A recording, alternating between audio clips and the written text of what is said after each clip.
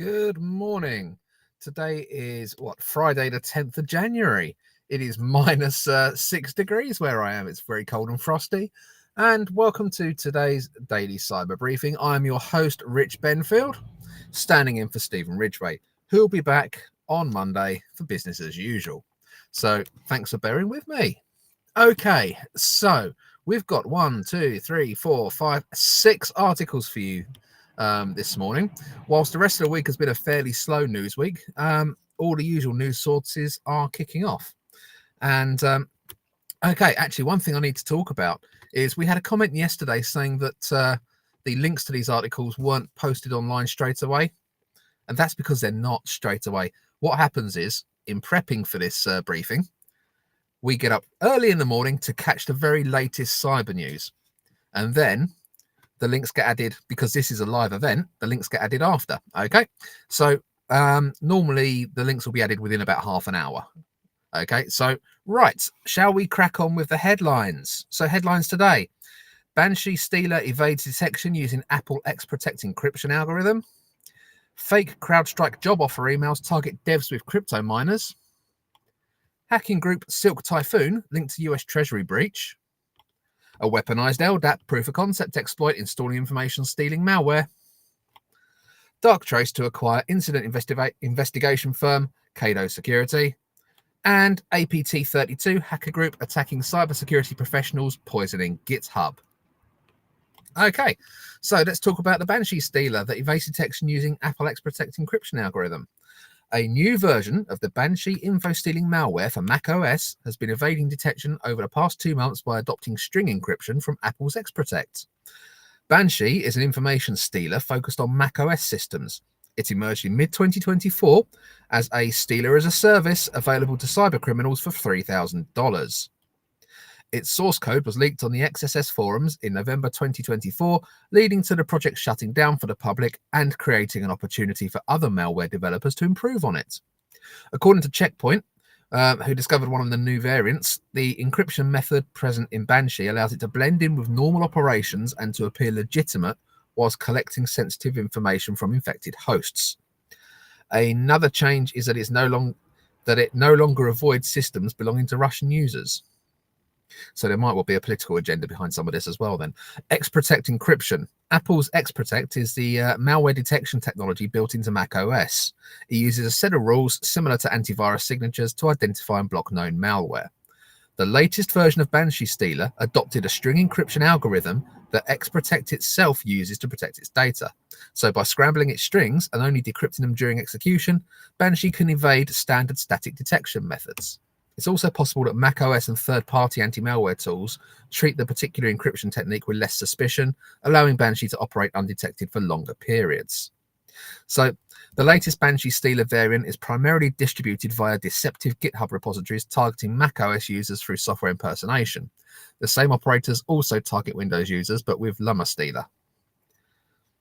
Okay, there's a little bit more info in the article about how it steals passwords and 2FA codes and cryptocurrency wallet extensions.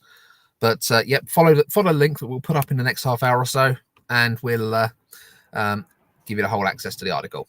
So that was from Bleeping Computer. Next one is also from Bleeping Computer, and that's around fake CrowdStrike. Sorry, it's a bit early for speaking.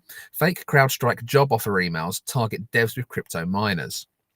CrowdStrike is warning that a phishing campaign is impersonating the cybersecurity company in fake job offer emails to trick targets into infecting themselves with a Monero, I think, cryptocurrency miner, XMRig. The company discovered the malicious campaign on January the 7th, 2025, and based on the phishing email's content, it likely didn't start much earlier. So this is brand spanking new, 3 days old. The attack starts with a phishing email sent to job seekers, supposedly from a CrowdStrike employment agent, thanking them for applying for a developer position within the company. And there's a screenshot of the email on this screen, so do follow the link as soon as we post it up, okay? The email directs targets to download a supposed employee CRM application from a website designed to appear like a legitimate CrowdStrike portal. This is supposedly part of the company's effort to streamline their onboarding process by rolling out a new applicant CRM app. Candidates clicking on the embedded link are taken to a website, which is cscrm-hiring.com. So, feel free to block that in your web application, in your Zscaler or whatever you're using to manage outbound internet connections. That contains links to download the said applications for Windows or macOS. The download tool performs sandbox checks before fetching additional payloads to ensure it's not running in an analysis environment, like checking the process number, CPU core count, and the presence of debuggers. Once those checks are over and the result is negative, aka the victim qualifies for infection, the application generates a bogus error message informing that the installer file is probably corrupt. Standard Windows error box, basically. In the background, because this is the trick, of course, in the background, the downloader retrieves a config text file containing the required parameters for running XMRig. It then downloads a zip archive containing the miner from a GitHub repository and unzips the files in the temp/system. The miner, the miner is set to run in the background, consuming minimal processing power, set to a max of about 10% to avoid detection. A batch script is added in the start menu startup directory for persistence between reboots, while a logon auto start key is also written in the registry. More details on the campaign and indicators of compromise associated with it can be found in CrowdStrike's report. Job seekers should always confirm they're speaking to an actual recruiter by verifying the email address belongs to the official company domain and by contacting that person from the firm's official page. Beware of urgent or unusual requests, offers that are too good to be true, or invitations to download executable files on your computer, supposedly required for recruitment. Employers rarely, if ever, require candidates to download third-party applications as part of an interview process and never request upfront payments. Interesting interesting target group, that job seekers. You can fully appreciate how they might jump through extra hoops. I mean, let's be honest, everyone's seen Workday and the amount of hoops you have to jump through for that piece of garbage. So yeah, it's, job seekers actually, they want the job, they're a keen target, so it will pay yourself to be vigilant when applying for jobs. Okay, next up, hacking group Silk Typhoon linked to US Treasury breach. The Chinese threat actor group known as Silk Typhoon, and they've been linked to the December 2024 hack on an agency that's part of the US Department of the Treasury. In the breach, the threat actors were able to use a stolen remote support SaaS API key through third-party cybersecurity vendor Beyond Trust to steal data from workstations in the Office of Foreign Assets Control. Oh, God, rotate your keys, keep them separate per customer, for God's sake, Beyond Trust. Silk Typhoon, also known as Hafnium, is well known for hitting targets in education, healthcare, defense, and non-governmental organizations. Using tools such as the China Chopper web shell, the group's cyber espionage campaigns focus mainly on data theft. The group also targets the Treasury Department's Office of Financial Research. The latest breach is still being investigated and assessed. The Cybersecurity and Infrastructure Security Agency, CISA, has since confirmed that these exploits are limited to just the agency. There is no indication that any other federal agencies have been impacted by the incident. Okay, and that came from darkreading.com. So again, we'll post the links, follow it if you're interested. Okay, next up from cybersecuritynews.com, weaponized LDAP proof of concept exploit installing information stealing malware. So security researchers are tricked into downloading and executing information stealing malware by a fake proof of concept exploit for CVE 2024-49113, dubbed LDAP Nightmare. Oh, this is an interesting approach. So by trying to test a proof of concept, they're actually downloading an actual exploit. Well, okay. During Microsoft's monthly Patch Tuesday release in December 2024, two significant vulnerabilities identified as CVE 2024-49112 and 49113 in Windows LDAP were patched, right?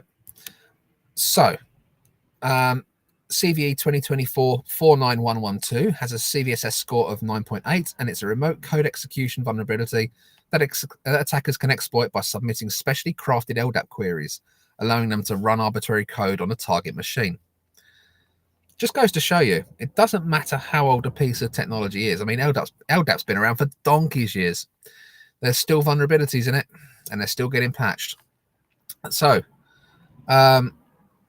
A denial of service vulnerability tracked as CVE 2024-49113 with a 7.5 CVSS score can be exploited also to crash the LDAP service and cause interruptions in service. Both flaws were considered highly significant since LDAP is widely utilized in Windows environments.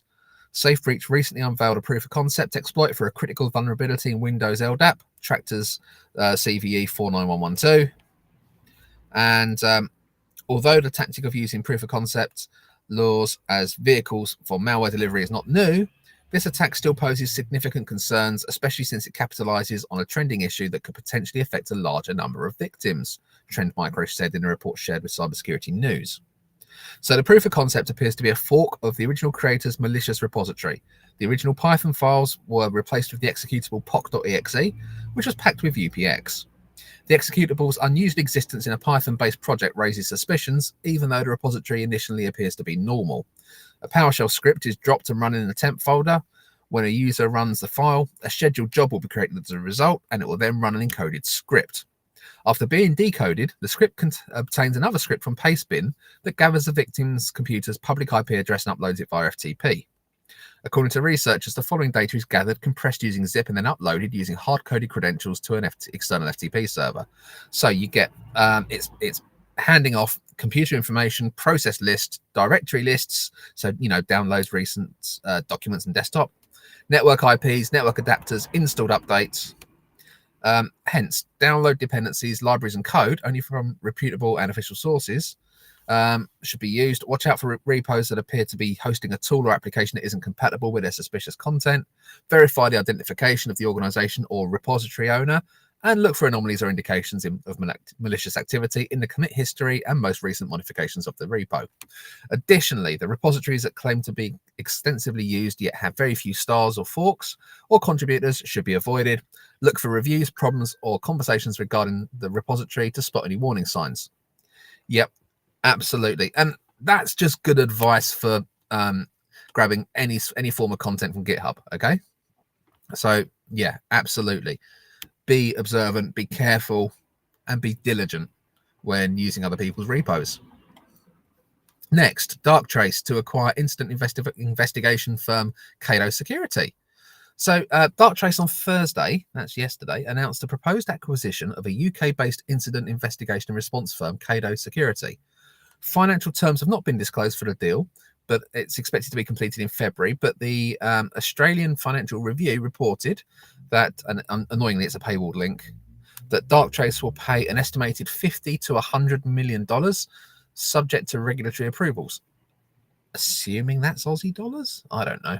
Anyway, contacted by Security Week, Darktrace said that the amount reported by AFR is not a number it recognises and noted that it's not disclosing the price of the acquisition.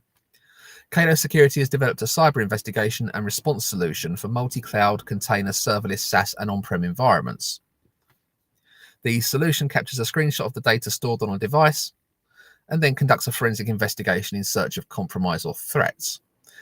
The British cybersecurity giant plans on continuing to enhance Cado's existing products while also combining the company's investigation technology with its own active AI platform. Cado's founders, James Campbell and Chris Doman, that's CEO and CTO respectively, as well as the Cado team, will join Darktrace. Cado Security has raised over $31 million across 3 funding rounds since 2020, including $10 million in Series A funding in 2021, $20 million in Series B funding in 2023. Darktrace was taken private in 2024 following its acquisition by private equity giant Thoma Bravo, I think that's how you pronounce it, for $5.32 billion in cash. The company's co-founder, Mike Lynch, died in August 2024 after his super yacht sank off the coast of Sicily. So, okay, interesting news. Not surprising that now cash-rich Darktrace are going to be picking up other security firms and products, of course. So, last article of the day, APT 32, hacker group attacking cybersecurity professionals poisoning GitHub. Okay, so APT 32 are a Southeast Asian group. They're known as Ocean Lotus, and they've been implicated in a sophisticated attack that compromises the privacy of cybersecurity professionals. A recent investigation by the Threatbook Research and Response Team revealed that a popular privilege escalation tool utilized by cybersecurity experts has been backdoored, leading to a significant data breach and identity leaks. Right. pen testers, red teamers, this article goes out to you. Methodology of the attack. The attack, which was first identified in November 2024, involved the release of a Cobalt Strike exploit plugin embedded with a Trojan onto GitHub. The attackers employed a novel tactic by incorporating a malicious .sudo file within a Visual Studio project. When unsuspecting users compiled a project, the Trojan executes automatically, effectively compromising their systems. The poisoned account, set up to resemble a legitimate security researcher from a prominent Chinese fintech company, is linked to a malicious repo at GitHub. The Ocean Lotus Group targeted Chinese cybersecurity researchers, with the attack commencing between mid-September and early October 2024. On October the 10th, the rogue account registered on GitHub, strategically forking various legitimate security tools to lower the victim's guard. Within days, 2 malevolent projects were published containing Chinese language descriptions and aimed specifically at enticing local cybersecurity professionals. Despite the attacker's subsequent deletion of these projects, the poison code had already been integrated into other researchers' repos, making detection increasingly difficult. The code is designed to execute malicious commands seamlessly while self-destructing to avoid detection. Threatbook's extensive analysis revealed that the attack was not only sophisticated, but indicative of Ocean Lotus's evolving techniques. By utilizing a combination of DLL hollowing and base64 encoding, the malware establishes command and control communication via the Notion platform, cleverly circumventing traffic detection measures. That's interesting. The research team provided numerous indicators of compromise derived from their analyses, enabling cybersecurity entities to enhance their defenses against such targeted threats.